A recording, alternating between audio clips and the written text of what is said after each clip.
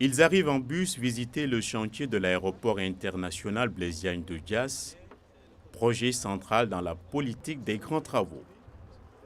Les députés et sénateurs qui sont du voyage sont briefés sur l'impact durable de cette plateforme dans un futur proche. Image à l'appui, les visiteurs sont aussi édifiés sur l'état d'avancement des travaux. Visite guidée en 2 temps, alors que les ouvriers rejoignent les postes de travail à bord de pick-up, les parlementaires voient de plus près les constructions qui s'élèvent. Les aérogares passagers et pour le fret, la tour de contrôle qui fera 50 mètres, le pavillon présidentiel, le terminal des pèlerins.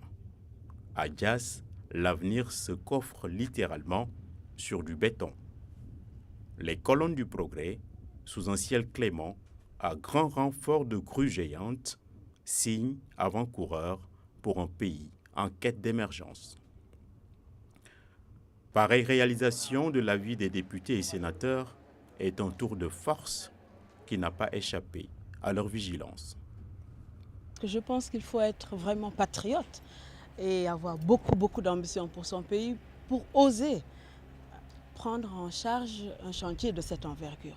Aujourd'hui, ce type de citoyen nouveau, ce Sénégalais nouveau dont on parlait tant que Maître Wade a créé, il est fier de pouvoir appartenir à cette génération de gens qui construisent pour l'avenir. C'est une révolution amorcée par quand même le président Wade.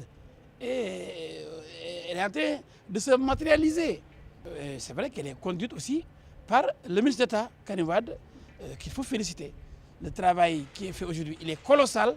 Les députés qui représentent l'ensemble du peuple sénégalais sont aujourd'hui en mesure d'apprécier cette œuvre, de dire aux Sénégalais qu'il se passe actuellement quelque part dans ce pays une révolution, et une grande révolution.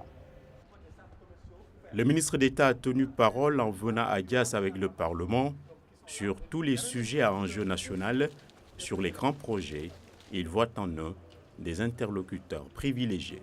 Lorsque nous sommes passés en séance plénière, aussi bien devant l'Assemblée nationale que le Sénat, j'avais pris l'engagement d'avoir un dialogue franc, direct, avec l'ensemble des parlementaires, à savoir les députés et les sénateurs, de les associer à chacune des actions, car ce sont des interlocuteurs privilégiés qui représentent l'ensemble des Sénégalais, de façon à pouvoir mieux nous imprégner des attentes, des exigences et des besoins des Sénégalais. Il était important que ce projet, qui fait partie des plus importants projets du président de la République, de façon à véritablement permettre au Sénégal de valoriser ses atouts dans le secteur des transports aériens, qui est un projet révolutionnaire, puisque, comme cela a été rappelé, l'aéroport actuel est un aéroport de la colonisation.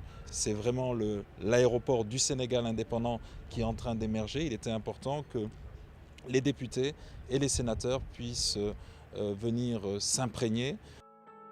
L'histoire nous enseigne que les pays qui misent sur les infrastructures décollent aussi rapidement.